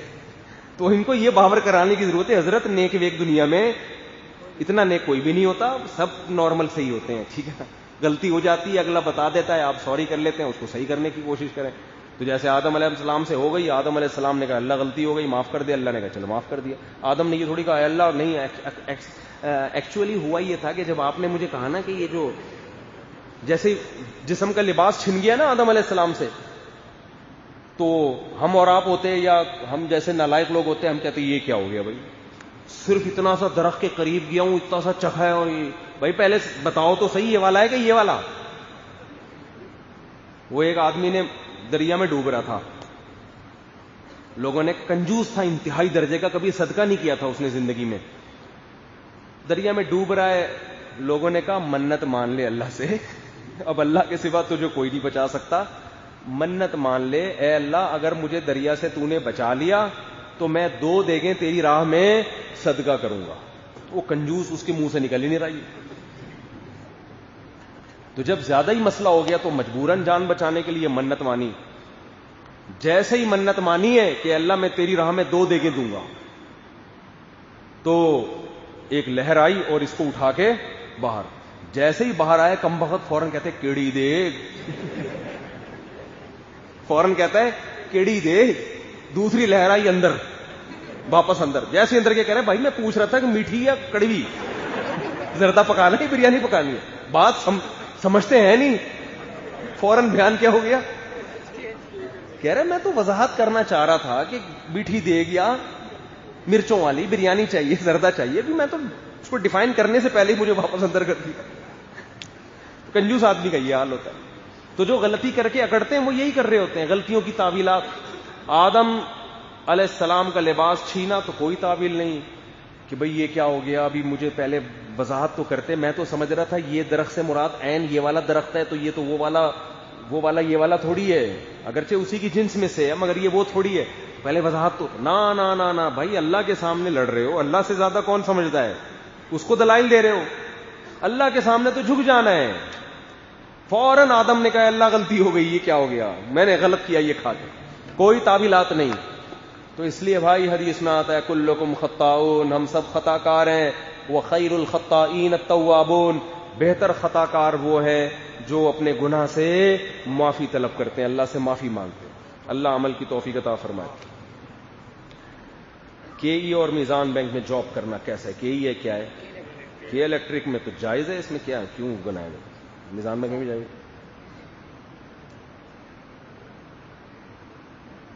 یہ کیا ہے یار, یہ اس کے سوال نہ پوچھا کرو مجھ سے, یہ ٹاپک میں نے ختم کر دیا بار بار. خواتین کے سر سے جو بال گرتے ہیں وہ جمع کرتی ہیں اور بیچتی ہیں. بھائی خواتین کے بالوں کو بیچنا جائز ہے ناجائز؟ ناجائز ہے بالکل.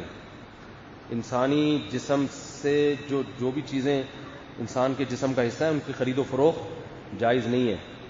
مفتی صاحب کیا کھڑے ہو کر نہانا جائز ہے؟ جی بالکل جائز ہے. مفتی صاحب کیا نماز میں ہلکی ہنسی آنے سے نماز ٹوٹ جاتی ہے؟ نماز نہیں ٹوٹتی, وضو, نماز ٹوٹتی ہے, اور اگر کہکا نکل آیا تو نماز بھی جاتی ہے, وضو بھی ٹوٹ جاتا ہے. مفتی صاحب محرم کے علاوہ کالا کپڑا پہن سکتے ہیں مگر سفید لباس کو پسند کیا گیا ہے, کالا کپڑا بھی پہن سکتے ہیں.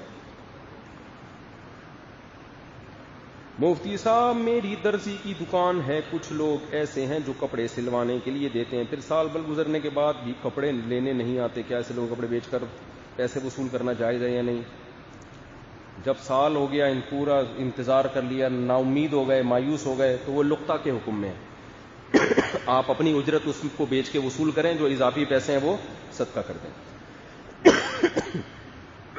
حکومت پاکستان کی جانب سے نوجوان کے لیے یوتھ اسکیم کا انعقاد کیا گیا کہ مجھے نہیں پتا اس کی ترتیب کیا ہے بھائی, اس کی تحقیق نہیں ہے مجھے. ہمارے علاقے کی مسجد میں سابقہ مسجد کے صدر اکثر اذان دیا کرتے تھے, لیکن اس بات عجیب بات ہوئی جب انہوں نے آپ کی اذان سنی تو ایک نیا مؤذن جو کہ اسی دن رکھا گیا تھا, اس مؤذن نے یہ کہہ کر دوبارہ اذان پڑھی کہ ان سابقہ صدر کی داڑھی شریعت کے مطابق نہیں ہے. بھئی یہ شاعر اسلام میں سے اذان داڑھی والوں کو ہی دینی چاہیے, تو بہتر یہی ہے نماز وہی پڑھائے جس کی پراپر داڑھی ہو, کیونکہ شاعر اسلام میں سے ہے نا. باقی اس طرح کے سوال نہ پوچھا کریں کہ وہ ان کو کیا, وہ بیچارہ چلو داڑھی نہیں ہے اتنا تو اس میں جذبہ تو ہے نا اذان دینے کا, تو کوئی ایسی چیز نہ کیا کریں جس سے کسی شخصیت کی براہ راست توہین ہو رہی ہے. ان کو بس سمجھا دیں کہ حضرت داڑھی رکھ لیں. میں ایک اسکول میں ٹیچر ہوں, میرے علاوہ تمام ٹیچرز لیڈیز ہیں, یعنی ایک میرے علاوہ 15 خواتین پڑھاتی ہیں اور ہیڈ ماسٹر کا میرے اوپر بہت اعتماد ہے، لیکن مجھے ڈر ہے کہ میں گناہ میں مبتلا نہ ہو جاؤں، کیونکہ وہ خواتین میرے ساتھ بہت فری ہیں۔ کیوں فری ہو رہے ہو؟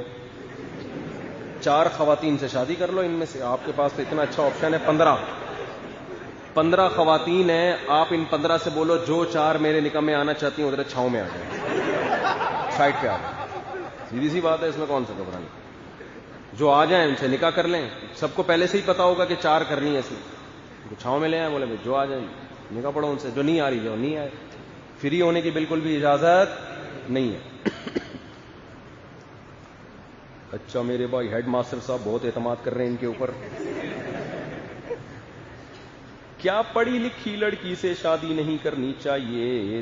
اکثر لڑکیوں کی، کیونکہ ایسی لڑکیوں کے اکثر نخرے ہوتے ہیں اور شرم و حیا بھی کم ہوتی ہے ایسی لڑکیوں میں۔ پڑھی لکھی لڑکیوں سے شادی کرنی چاہیے، کیوں نہیں کرنی چاہیے؟ وہ ان کے مینٹل لیول اچھا ہوتا ہے۔ باقی جو شرم و حیا کا تعلق زیادہ خاندان سے زیادہ ہے، پڑھے لکھے یا ان پڑھ ہونے سے نہیں۔ خاندان میں اگر شرم نہیں ہے تو ان پڑھ ہو کے بے شرم بھی ہوگی، بہت بڑی ٹینشن بن جائے گی آپ کے لیے۔ اور اگر خاندان میں حیا ہے تو پڑھی لکھی ہو کے بھی حیا ہوگی۔ تو میں یہ نہیں کہہ رہا پڑھی لکھی لڑکیوں سے ہی کریں، ان پڑھ سے بھی کریں، پڑھی سے بھی کریں، آپ کی مرضی، جو رشتہ جس کو مل جائے اس سے کر لیں آپ، لیکن اس کا پڑھے لکھے یا ان پڑھ ہونے سے تعلق نہیں ہے، اس کا تعلق آپ کی فیملی سے۔ بڑی بڑی پڑھی لکھی لڑکیاں ہمارے علم میں ہیں، بہت بڑی ڈاکٹرز ہیں جو ناخن کا بھی پردہ کرتی ہیں، ایسی خواتین ہیں، اور ایسی بھی ہیں جن کو کچھ بھی نہیں آتا اور وہ بالکل آزاد خیال ہے۔ تو اس کا تعلق لڑکی کے خاندان سے ہوتا ہے۔ باقی یہ کہ مینٹل لیول ملنا چاہیے نا، تو اگر کسی پڑھے لکھے کو پڑھی لکھی مل رہی ہے تو کر لے شادی، اس سے زیادہ فائدہ ہوتا ہے کہ تھوڑا سا مینٹل لیول مل رہا ہوتا ہے۔ لیکن میں نے مجھے جو چیز نظر آتی ہے، مینٹل لیول ملنے کا بھی خاندان سے زیادہ تعلق ہے۔ عورت کا جو خاندان ہے نا وہ بہت ویلیو رکھتا ہے۔ سب سے پہلے شادی سے پہلے اس کا خاندان دیکھا کرو کہ تمیز کے لوگ ہیں یا نہیں، ان پڑھ ہو تمیزدار ہو وہ چل جائیں گے، اور پڑھی لکھی ہو اگر تمیز نہیں ہے وہ نہیں چل سکتی۔ تو خاندان کو سب سے پہلے فوکس کرو، باقی چیزیں اس کے بعد ہیں۔ اچھا میرے بھائی، اگر رشتہ طے ہوا ہو دینداری کی بنیاد پر لیکن شادی کے بعد معلوم ہو کہ لڑکی زیادہ دیندار نہیں ہے تو کیا طلاق دینی چاہیے؟ دیکھو، نکاح سے پہلے کے احکام کچھ اور ہوتے ہیں، شادی کے بعد کے احکام۔ پہلے تو خوب چھان پھٹک کے کرو، بے دین سے شادی نہ کرو، بڑے نقصانات ہیں آگے اولاد کا۔ لیکن جب ہو گئی تو پھر چھوڑنے کے پھر اس کے اصول، جب تک ناقابل برداشت معاملہ نہیں ہو جاتا اس وقت تک چھوڑنا نہیں ہے۔ یہ چھوڑنے چھاڑنے والے معاملات میں بہت آدمی بھی ڈسٹرب ہوتا ہے، وہ لڑکی بھی ہوتی ہے۔ جنہوں نے بھی چھوڑا ہے نا، طلاق دی ہے، 95% لوگ بعد میں پچھتاتے ہیں۔ تو اس لیے جب ہو گئی شادی تو اب جب تک ناقابل برداشت معاملہ نہ ہو، انسان زبان پہ طلاق کا لفظ نہ لے کر آئے، کمپرومائز کرے، گزارا کرے۔ یہ شریف آدمی ہونے کی علامت ہوتی ہے، اور اس سے اس کی برکتیں آپ کو بعد میں ملیں گی۔ پہلی دفعہ جو گھر بستا ہے نا، اصل وہی ہوتا ہے۔ یہ طلاقیں دے دے کے شادیاں، اور پھر یہ بڑے مسائل کھڑے ہوتے ہیں اس سے۔ تو جب تک ناقابل برداشت معاملہ نہ ہو، انسان کبھی بھی ڈیورس کی طرف نہ جائے۔ وہ بے دین ہے تو برداشت کرے، اس کو محبت سے سمجھاتا رہے بس، اور وہ سیدھی ہو جائے گی انشاءاللہ۔ جب 2-4 بچے ہوتے ہیں تو پھر عورت کمپرومائز کرتی ہے، وہ پھر شوہری کے گھر کو اپنا۔ حضرت حکیم اختر صاحب بیان فرما رہے تھے، کسی نے کہا حضرت میری شادی ہوئی اور میری بیگم کا میرے گھر میں دل نہیں لگتا، ہر تھوڑے دن اپنی اماں کے یہاں چلی گئی ہوتی ہے، میں بڑا تیش میں آیا ہوں، یہ جو ہے نا، بڑا شروع میں تو بڑا جوش میں آیا ہوتا ہے نا آدمی، میں یوں کر دوں گا، میں ایسا کر دوں گا۔ تو انہوں نے فرمایا کہ بھائی ابھی 2-4 بچے ہو جائیں گے، اسی گھر کو اپنا سمجھے گی، ابھی تو نئی رخصت ہو کے آئی ہے، اس کو وہ وہاں زیادہ پروٹوکول ملا ہے، ابا ہیں، اماں ہیں، بہنیں ہیں، تھوڑا برداشت کرو۔ بڑی اچھی نصیحت کی نا، کہا 2-4 بچے ہو جائیں گے تو اسی گھر کو کیا سمجھے گی؟ اولاد کے بعد عورت کو اپنے میاں کا گھر اپنا گھر لگتا ہے۔ یہ اولاد اتنی بڑی نعمت ہے، ہمارے حضرت فرماتے تھے یہ میاں بیوی کو جوڑنے کا کام کرتی ہے۔ اگر اولادوں کا سیٹ اپ نہ ہوتا، میرا خیال ہے 99% شادیاں ناکام ہوتی ہیں۔ 99% بچہ ہو جاتا ہے، آدمی بھی کہتا ہے بھائی طلاق دی تو میرے بچے کو اس سے اچھی اماں مارکیٹ میں اویلیبل ہے ہی نہیں، ملے گی کہاں سے؟ اور عورت کو بھی پتا ہوتا ہے کسی دوسرے سے شادی کروں گی وہ اس کا سوتیلا ہوگا, وہ اس کا سچی مچی کا ابا نہیں ہوگا, وہ بھی بچے کی وجہ سے گزارا کر رہی ہوتی ہے. تو اولاد بڑی نعمت ہے. اچھا میرے بھائی یہ ہو گیا. مفتی صاحب مجھے پرانے سوالات رہ گئے تھے. نسوار کا کاروبار کیسا ہے؟ جائز ہے مگر مکروہ ہے, ناپسند. جیسے پان, گٹکا, نسوار, یہ تمام چیزیں صحت کو خراب کرنے والی ہیں. سگریٹ ہو گئی, گٹکا ہو گیا, پان ہو گیا, نسوار ہو گیا, سب میں تمباکو ہوتا ہے. اور تمباکو کے بارے میں تمام ڈاکٹروں کا اتفاق ہے کہ یہ صحت کے لیے مفید چیز نہیں ہے, تو چھوڑ دو اس کو. بجلی سے چوری کا کنڈا لینا کیسا ہے؟ غلط ہے بھائی. چوری کا لفظ بھی استعمال کر رہے ہو ایسے جیسے چوری کرنا کیسا ہے. اور اس طریقہ کام ہو جیسے کیا لکھا, استری اور چپس پٹھیے کا کام اور کنڈے کا بل دے 5,000 ہاں بل دے رہا تو پھر ٹھیک ہے. آج کے دور میں ہر جگہ خواتین ہی نظر, تو نظر کی حفاظت کرنا بہت مشکل ہے. کسی نظر بچائیں بھائی, جب بری نیت سے نہ دیکھیں, غیر اختیاری نظر پڑ گئی تو وہ معاف ہے. جان جان کر مت دیکھیں, اور جان جان کر دیکھنے کی عادت پڑ گئی ہے تو صدقہ کیا کریں. ایک دفعہ دیکھا 100 روپے صدقہ اپنے اوپر لازم کر لیں, تو انشاءاللہ آہستہ آہستہ جب آپ کو پتہ بھی تو فری پھوکٹ میں ہو رہا ہے نا سارا کام, جب پتہ ہے کہ یار جیب سے پیسے جائیں گے تو انشاءاللہ اس گناہ کی عادت آہستہ آہستہ کم ہوگی. اچھا میرے بھائی, رخصتی کا اسلامی طریقہ کیا ہے؟ یعنی خالص نبی کا طریقہ بتائیں کہ ہم اس طرح بیٹی کی رخصت کریں. بہت آسان ہے, مسجد میں نکاح ہو جائے. جب لوگ یہاں مسجد میں آ جائیں لڑکے والے, تھوڑا سا چھوارے مسجد میں تھوڑا سا یہ نکاح ہو گیا, مسجد میں ہی جو بھی آنا تھا آ گیا, وہیں سے سب اپنے اپنے گھر چلے جائیں. رات کو دولہا آئے اپنی والدہ اور 2-4 بہنوں کے ساتھ, اور دلہن کو رخصتی کر کے لے جائیں. اگر کھانے کے ٹائم پہ آئے ہیں تو 2-4 افراد ہیں, تو اگر ان کو لڑکی کے والے کھانا کھلا دیں تو بھی ٹھیک ہے, آئے اتفاق سے کھانے کے ٹائم پہ. سموسے کے ٹائم پہ آئے ہیں تو 2-4 سموسے کھلا دیں. عصر کے بعد آئے ہیں, ٹھیک ہے نا. بس یہ ہے, باقی سب کو بول دیں کہ کل ان کے گھر میں کیا ہوگا, ولیمہ ہوگا. تو جہاں یہ ہال بک کرانا چاہیں, تمبو لگانا چاہیں گلی میں, ٹینٹ لگانا چاہیں, جو جیسے ہو, تو ساری پبلک کہاں پہنچے گی, ادھر پہنچے گی. بس یہ طریقہ ہے. سارا خرچہ اسلام نے مرد کے کندھوں پہ ڈالا ہے, لڑکی والوں پہ نہیں ڈالا. مفتی صاحب آپ کا ایک بیان سنا تھا جس میں آپ کہہ رہے تھے کہ خواتین گھر بیٹھے آن لائن کام کریں تو کوئی حرج نہیں ہے. اس طرح تو نامحرم مردوں سے بات چیت بھی ہوگی, تو کیا اس میں فتنہ نہیں ہے؟ بھائی یہ جس کو فتنہ ہے وہ نہ کرے. اب کوئی جائز کام ناجائز تو نہیں ہو جاتا نا. عورت کے لیے خرید و فروخت یا کاروبار کرنا تو جائز ہے. اگر کسی کو فتنہ ہے تو وہ نہ کرے, لکھ کے رابطہ کر لے. اور دوسری بات یہ کہ جوان عورت کو جو بھی کام کرے اپنے, اگر شادی شدہ ہے تو شوہر کو اعتماد میں لے کے, اور اگر ان میرڈ ہے تو اپنے باپ اور بھائیوں کو اعتماد میں لے کے, ان کی موجودگی میں کرے. میں تبھی کہتا ہوں بھائی بند کمرے میں بیٹھنے کی کیا ضرورت ہے, انٹرنیٹ لے کے کھلے عام بیٹھ جائے سب کے سامنے, تو اس میں انشاءاللہ فتنے کا اندیشہ نہیں ہوتا. باقی ذرا سا بھی اندیشہ ہو تو پھر تو گناہ سے بچنا پہلے یہ ضروری ہے. ہماری دعائے قنوت اور اہل حدیث کی دعائے قنوت میں کیا فرق ہے, اور فرق کیوں ہے؟ دونوں کی حدیث سے ثابت ہے, اہل حدیث والی بھی ہماری والی بھی حدیث سے ثابت ہے. تو یہ تو پھر وجہ ترجیح ہوتی ہے. حنفیہ نے اس کو زیادہ ترجیح دی ہے اور انہوں نے اس کو زیادہ ترجیح دی. دونوں ٹھیک ہیں. میں نے اکثر دوستوں کی شادیوں میں دیکھا ہے, اور ان کا گاؤں میں بھی اکثر ایسا ہوتا ہے کہ شادی کے دن دولہا گھر میں یا کسی دوست کے گھر میں چھپ جاتا ہے, کیونکہ ان کا میں مین رسم ہوتی ہے کہ دوست یار اور کزن وغیرہ خوشی میں انڈے مارتے ہیں دولہے کو, اس ڈر سے چھپ جاتا ہے. اور سب گھر والے بارات لے کر لڑکی کے گھر جاتے ہیں, اور نکاح کے وقت باپ یا بھائی قبول قبول بولتا ہے. اس کے بارے میں آپ کی کیا رائے ہے؟ بھائی یہ رسوم انڈے ونڈے کی ختم کر دینے چاہیے, سادگی سے نکاح ہونا چاہیے. انڈے ضائع ہو رہے ہیں بلا وجہ. انڈا کا مقصد کھانا ہے. باقی دولہا کو جو انڈے پڑ رہے ہیں تو بھائی بال تھوڑے ملائم ہو جائیں گے, اس کے انڈوں سے کیا ہوتا ہے؟ یہ غلط رسم ہے, اس کو ترک کرنا لازم ہے. مفتی صاحب اس سوال کا جواب تفصیل سے دیجئے, کیونکہ آج یہ مسئلہ بڑھ گیا ہے. آج عورتیں,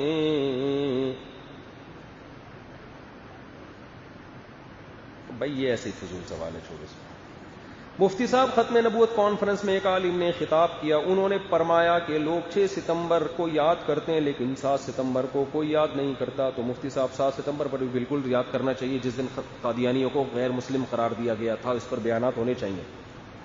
جب میں اپنے گھر میں پڑھاتا ہوں, اپنی بہنوں اور بیوی کو بورڈ پر، تو اس میں میری بھابیاں بھی بیٹھتی ہیں، تو اس صورت میں پڑھانے کا طریقہ کیا ہوگا؟ بھابیاں پردے کے ساتھ بیٹھ جائیں پیچھے؟ کیا نامحرم کو کس طرح پڑھانا جائز ہے؟ جائز ہے، وہ بھابیاں بیٹھ جائیں پیچھے، آپ پڑھاتے رہیں، اس میں کیا ہے؟ اگر شادی شدہ عورت سے، یہ بھی حیا کے خلاف ہے یار، اس طرح نکاح نہیں ٹوٹتا ہے، یہ بھی انہوں نے پوچھا۔ مفتی صاحب آپ سے ایک سوال ہے، آپ ہر مضمون پر بیان کرتے ہیں مگر آج کل جو فرقہ واریت مارکیٹ میں چل رہی ہے آپ اس پر بیان نہیں کرتے، جیسی کہ، اچھا فرقہ بازی تو نہیں، جیسے کہ مہاجر پٹھان پنجابی بلوچ، یہ فرقہ واریت تھوڑی ہے، یہ تو لسانیت ہے۔ میں خود مہاجر ہوں اور پاکستان میں ان کو حق نہیں دیا جاتا کہ اس میں کیا لکھا ہوا ہے، کچھ نہیں کہتا میں کچھ دن میں، بھائی رائٹنگ تو اچھی لکھا کرو یار۔ انٹرویو ARY کے انٹرویو کے لیے گیا، انہوں نے مجھے نہیں رکھا صرف اس لیے کہ میں مہاجر تھا، یہ غلط ہے بھائی، ایسا کچھ بھی نہیں ہے۔ جس میں قابلیت ہوتی ہے کسی بھی قوم کا ہو، ٹیلی ویژن چینل والے اس کو رکھتے ہیں، یہ آپ کو وہم ہو گیا ہے کہ مجھے مہاجر ہونے کی وجہ سے نہیں رکھا خام خواہ میں، تو ایسا کچھ بھی نہیں ہے۔ ٹیلی ویژن والوں سے ہمارے بھی تعلقات ہیں، تو کوئی اس طرح کا فرق نہیں ہے، ان باتوں سے لسانیت پھیلتی ہے، سمجھتے ہو؟ سلام مفتی صاحب، مجھے ایک، میرے والد صاحب تو مہاجر تھے مگر نیوی میں تھے، وہ یہ جو مشہور ہے کہ مہاجروں کو نیوی میں نہیں لیتے، فلانے کو آرمی میں نہیں لیتے، ایسے ہی ہے، میں نے بہت سارے لوگ آرمی میں دیکھے ہیں جو اردو اسپیکنگ ہے، میرے والد صاحب اردو اسپیکنگ تھے اور نیوی میں تھے، بہت عرصہ نیوی میں گزارا انہوں نے۔ اگر بالفرض کوئی ظلم کسی پہ ہو رہا ہے تو بھائی وہ ہائی لائٹ کرے اس کو، لیکن کچھ مبالغہ زیادہ ہوتا ہے بھی لسانیت، میں مانتا ہوں، لیکن یہ ہر قوم میں ہے، پھر یہ کسی ایک قوم میں نہیں ہے، جو قوم پرست ہیں وہ ہر قوم میں موجود ہیں، وہ پھر اپنی قومیت کا خیال کرتے ہیں، مگر یہ کسی ایک قوم میں نہیں ہے، یہ پھر ہر قوم میں ہے، پھر اس میں آپ کسی ایک کو ملامت نہیں کر سکتے۔ سلام مفتی صاحب، مجھے ایک سوال دارالفتاء کرنا ہے، میں نے ایک جگہ سنا ہے کہ اگر میاں کو اس کی بیوی بولے کہ آپ داڑھی کاٹ دو، اپنی داڑھی کاٹ دو تو کیا نکاح ختم ہو جائے گا؟ نہیں، نکاح ختم نہیں ہوگا، بیوی کو سمجھایا میں نہیں کاٹوں گا داڑھی، کچھ بھی کر لو۔ اگر داڑھی کو برا بلا کہتی ہے، یہ کہتی ہے اسلام کا یہ حکم غلط ہے، تو پھر اسلام سے خارج ہو جائے گی، پھر دوبارہ نکاح کرنا پڑے گا توبہ کر کے۔ میری والدہ کا انتقال ہو گیا، ان کے لیے دعا، دل سے دعا ہے جی، اللہ تعالیٰ آپ کی والدہ کی مغفرت فرمائے، اور اصالہ ثواب کا بہترین طریقہ صدقہ جاریہ ہے، تو کنواں بنوا دیں ان کے لیے، کوئی مسجد میں یا مدرسے میں تعاون کر دیں۔ امام صاحب اگر نماز کی سنتوں کا اہتمام نہ کرے اور مقتدی کرے تو امام کو جتنا ثواب ملے گا اتنا ہی مقتدی کو ملے گا، یا سنتوں کے اہتمام کی وجہ سے ثواب زیادہ ملے گا؟ یہ کیا بات ہے؟ امام صاحب نماز کی سنتوں کا اہتمام نہ کرے، جو پراپر نماز پڑھتا ہے پہلے اس کا ثواب زیادہ ہے، امامت کا ثواب اس کے بعد ہے۔ جماعت کی نماز میں سجدہ اور رکوع میں 3 مرتبہ تسبیح پڑھیں، یا جب تک امام اللہ اکبر نہ کہے، جب تک امام اللہ اکبر نہ کہے کرتے نا، پڑھتے نا تسبیح، سمجھ رہے ہو؟ 3 دفعہ سے زیادہ پڑھ لیں، خاموش رہے کہ کیا کریں گے آپ۔ نماز میں دوسری یا چوتھی رکعت میں کھڑے ہو گئے تو کیا کریں اور کیا سجدہ سہو ہوگا؟ دوسری یا چوتھی رکعت میں اگر کھڑے ہو گئے تو دوسری میں تو کھڑے ہونا ہی ہے، چوتھی میں بھی کھڑے ہی ہونا ہے، قیام میں کیا کھڑے ہو گئے، یعنی 2 رکعت کے بعد بیٹھنا تھا، بیٹھنے کے بجائے کھڑے ہو گئے، تو اس میں اگر غیر موقدہ سنتیں پڑھ رہے تھے یا نوافل پڑھ رہے تھے تو نوافل میں، اور غیر موقدہ سنتیں بھی نوافل ہی کی طرح ہوتی ہیں، ان میں 2 رکعتوں کے بعد بیٹھنا فرض ہے، سمجھتے ہو؟ تو اس میں اگر بیٹھنے کے بجائے کھڑے ہو گئے تو فوراً کیا کر دو؟ بیٹھو، کیونکہ وہ فرض ہے، اور سجدہ سہو کر لو تو نماز ادا ہو جائے گی۔ اور اگر فرض نماز پڑھ رہے تھے یا وتر پڑھ رہے تھے یا ظہر کی 4 سنتیں موقدہ پڑھ رہے تھے، اس میں اگر 2 رکعت کے بعد بیٹھنا بھول گئے اور سیدھے کھڑے ہو گئے تو اب دوبارہ مت بیٹھیں، کیونکہ یہ بیٹھنا واجب تھا، اب دوبارہ نہ بیٹھیں بلکہ 4 رکعتوں کے بعد آخر میں سجدہ سہو کریں۔ مسبوق اگر امام کے ساتھ غلطی سے سلام پھیر لے تو ہو جائے گی، نہ کچھ بھی نہیں ہوتا اس سے، پھر امام کے ساتھ اگر پھیر لے تو پھر سجدہ سہو کرنا پڑے گا مسبوق کو، جس کی 1 رکعت باقی ہے، امام نے سلام پھیرا، اس نے بھی غلطی سے کیا پھیر دیا؟ سلام، اور السلام کا لفظ بھی زبان سے بولا، تو اب آخر میں اس پہ لازم ہے کہ سجدہ سہو کرے۔ جب امام سلام کہے تو ہم بھی امام کے ساتھ سلام پھیر دیں، یا امام صاحب دونوں سلام مکمل کریں، اس میں دونوں قول ہیں. بعض فقہاء اس کے قائل ہیں کہ امام جب دونوں طرف سلام پھیرے تو آپ پھیریں. حنفیہ کے نزدیک یہ کہ جب ایک طرف پھیرے تو پھیریں. آپ سمجھتے ہو؟ امام مہدی جب آئیں گے تو کسی امام کو فالو کریں گے. 4 اماموں سے اگر کسی کو نہیں تو اہل حدیث حضرات کہتے ہیں جب وہ کسی کو فالو نہیں کریں تو آپ کیوں کرتے ہیں؟ وہ مجتہد ہوں گے اس لیے کسی کو فالو نہیں کریں گے. تو جو مجتہد ہے وہ کسی کو فالو نہ کرے, جو مجتہد نہ ہو وہ مجتہد کو فالو کرے. اس کی دلیل یہ کہ حضرت عیسیٰ اور امام مہدی جب آئیں گے اگر وہ مجتہد ہوں گے, جیسے ظاہر ہے کہ مجتہد ہی ہوں گے وہ, تو اب ہمارا اہل حدیث حضرات سے سوال یہ ہوگا کہ اب بھی آپ خود اجتہاد کریں گے یا ان کی تقلید کریں گے؟ ہم کہتے ہیں اب آپ کو حضرت عیسیٰ کی تقلید کرنی پڑے گی. مجتہد ہوں گے, قرآن و سنت کا علم رکھتے ہوں گے, ان کی موجودگی میں آپ یہ بولو گے کہ میری تحقیق یہ ہے, میں آپ کی تحقیق نہیں مانتا, میری اپنی تحقیق یہ ہے, کہ تو میرا خیال ہے حضرت عیسیٰ پھر آپ کو چھوڑیں گے نہیں. تو ہم اس وقت امام ابو حنیفہ کی تقلید چھوڑ کر کس کی تقلید شروع کر دیں گے؟ حضرت عیسیٰ کی, کیونکہ ہم کہیں گے کہ امام حنیفہ سے زیادہ بڑے مجتہد آ گئے. اور حضرت عیسیٰ کسی کی تقلید نہیں کریں گے کیونکہ وہ خود کیا ہوں گے؟ مجتہد. جیسے کہ امام حنیفہ کسی کی تقلید نہیں کرتے تھے, لیکن امام حنیفہ اس وقت تقلید نہیں کرتے تھے جب وہ مجتہد بن گئے تھے. جب تک مجتہد نہیں تھے وہ بھی تقلید ہی کیا کرتے تھے. اسلام میں آپ کو 2 ہی طبقے ہمیشہ سے ملیں گے, یا تو مقلد یا مجتہد. یا تو خود آتا ہے لہذا ضرورت نہیں ہے, خود نہیں آتا تو اب کسی مجتہد کو فالو کرنا ہے. لوگ کہتے ہیں جب نبی موجود ہیں تو کسی مجتہد کو فالو کرنے کی کیا ضرورت ہے؟ نبی تو موجود ہیں لیکن بنفس نفیس تھوڑی موجود ہیں. نبی کی احادیث ہیں, نبی کا قرآن ہے, اس کو سمجھنا پڑتا ہے. تو سمجھنے والے لوگ الگ ہوتے ہیں اور جنہوں نے پراپر علم حاصل نہیں کیا ہوتا وہ الگ ہوتے ہیں. جن کے پاس پراپر علم نہیں ہوتا وہ ان کو فالو کرتے ہیں جن کے پاس پراپر علم ہوتا ہے. ڈائریکٹ نبی کو فالو کرنا ممکن ہی نہیں ہے. تو یہ صرف الفاظ ہیں, الفاظوں کا ہیر پھیر ہے. اور میں جانتا ہوں اہل حدیث بھی لازمی تقلید ہی کر رہے ہوتے ہیں اپنے علماء کی, لیکن اس کو نام تحقیق کا دے رہے ہوتے ہیں. وہ تو سب ہی کر رہے ہوتے ہیں, وہ اپنے عالم پر اعتماد کر رہے ہوتے ہیں. ہر حدیث کی کون تحقیق کر رہا ہوتا ہے بیٹھ کے؟ انہوں نے بتا دیا یہ حدیث ہے, اگلے نے مان لیا. اس کے مخالف حدیث ہے یا نہیں ہے یہ لوگوں کو پتا نہیں ہوتا. یہ منسوخ ہے, ناسخ ہے. یہ اگر آپ تحقیق کرنے پر آ گئے نا تو ایک رفع الیدین کے مسئلے کی تحقیق میں آپ کو کئی مہینے چاہیے. یہ جو لوگ کہتے ہیں نا ہم نے تحقیق کر لی ہے, ان کو میرے پاس لے کر آئیں کبھی, پھر میں بتاؤں گا کی ہے کہ نہیں کی ہے. درجنوں حدیثیں ان کی نظروں سے اوجھل ہوتی ہیں, حدیثوں کے ترجمہ تک نہیں پتا ہوتا ان کو. تو ہر آدمی تقلید کر رہا ہے.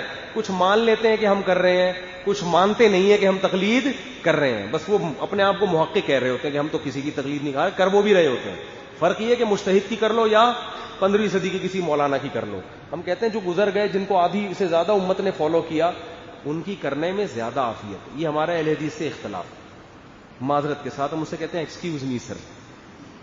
باقی ہم ان کو نہ جہنمی کہتے ہیں, نہ ان سے نکاح کو حرام کہتے ہیں, نہ ہم ان کو یہ کہتے ہیں کہ یہ جو ہے وہ دائرہ اسلام سے خارج ہے. یہ اختلاف ہے ہمارا. جہاں اتنے اختلاف ہیں وہاں ایک اور تو کیا ہو گیا اس میں؟ ایسا کو گھبرانے کی کیا بات ہے؟ باقی اس میں پھڈے وڈے کی ضرورت نہیں ہے. بھائی ہماری یہ رائے آپ مان لو, ٹھیک ہے, نہیں مانے تو آپ کی مرضی. اس میں پھڈے بازی کی ضرورت ہے. او بھائی یہ پھر وہی مسئلہ آتا ہے نا, پھر تم لوگ بولتے ہو, پھر میں کلپ بناتا ہوں, پھر وہ میرے خلاف کلپ بناتا ہے, پھر یہاں سے کلپ, وہی کلپ بازیاں شروع ہو جاتی ہیں. تو میں تو چاہتا ہوں کہ یہ ٹاپک ختم کرو. تو کہہ رہے انجینئر علی مرزا نے آپ پر پھر تنقید کر دی ہے کہ محرم میں امام علی کی تعریف بیان نہیں کرتے تو شادی کی ترغیب کیوں دیتے ہو, یہ کیسا اسلام ہے؟ محرم میں شادی کی ترغیب اس لیے دیتے ہیں کہ لوگ محرم میں شادی کو برا سمجھتے ہیں. اگر آپ کو حضرت امام حسین محرم میں شہید ہوئے تھے تو اس مہینے میں جس میں امام حسین شہید ہوئے شادی کرنا کتنا برا کام ہے. تو بھائی یہ والا محرم نہیں تھا جس میں شہید ہوئے تھے, وہ 1300 سال پرانا محرم تھا, اس میں تھوڑی ہوئے ہیں شہید. اور اگر محرم میں شہادت کی وجہ سے نکاح حرام ہے تو سفر میں بھی کوئی صحابی شہید ہوئے ہیں, ربیع الاول میں بھی ہوئے ہیں, ربیع الثانی میں, ربیع الاول میں تو رسول اللہ صلی اللہ علیہ وسلم کا انتقال ہوا ہے. یہ تو زیادہ بڑا غم ہے. پھر ربیع الاول میں شادی بھی کیا ہو گئی؟ بولو نا, پھر تو وہ بھی شادی ناجائز ہو گئی. اور پھر آگے ربیع الثانی میں بھی کچھ ہوا ہوگا. آپ تاریخ کی کتابیں اٹھائیں تو کوئی نہ کوئی صحابی کا انتقال ہوا, کوئی شہید ہوا, کوئی کسی پیغمبر کی شہادت ہوئی. تو یہ تو یکم محرم سے لے کے 29-30 ذی الحجہ تک اسلامی تاریخ میں کوئی بھی ایک بھی ایسا دن نہیں ہے جس دن کوئی غم زدہ واقعہ نہ ہوا. ایک صاحب نے میرے خلاف کلپ بنایا کہ یہ کہتا ہے محرم میں شادی کرو. میں کہتا ہوں محرم میں بھی کرو, سفر میں بھی کرو, جب رشتہ مل جائے اس وقت کرو. یہ نہیں میں کہہ رہا کہ ذی الحجہ میں شادی ہونے والی تھی تو محرم میں ڈیلے کر کے اسپیشل محرم میں کرو, یہ میں کبھی نہیں کہتا. بھائی شادی آپ کی ذی الحجہ میں طے ہوئی ہے, آپ خام میں ڈیلے کر رہے ہیں محرم میں, یہ تو غلط ہے نا. بھائی اگر محرم میں موقع مل رہا ہے تو محرم میں کر لو, سفر میں موقع مل رہا ہے تو سفر میں, ربیع الاول میں موقع مل رہا ہے تو ربیع الاول میں, جب موقع مل رہا ہے اس وقت کرو. کسی مہینے کو منحوس سمجھ کے نکاح کو اس بیس پہ ڈیلے مت کرو. ہم یہ نہیں کہہ رہے کہ ساری شادیاں ہم محرم میں رکھ لے جاتے, جب موقع مل رہا ہے اس محرم میں آسانی ہے تو محرم میں کر لو. تو کسی نے میرے خلاف کلپ بنایا کہ کسی کے باپ کا انتقال ہوا ہو تو کیا اس وقت تم شادی کرو گے؟ بھائی باپ کا انتقال جب ہوا ہو اس وقت تو غم پہنچا ہے, اس وقت کوئی بھی شادی نہیں کرتا.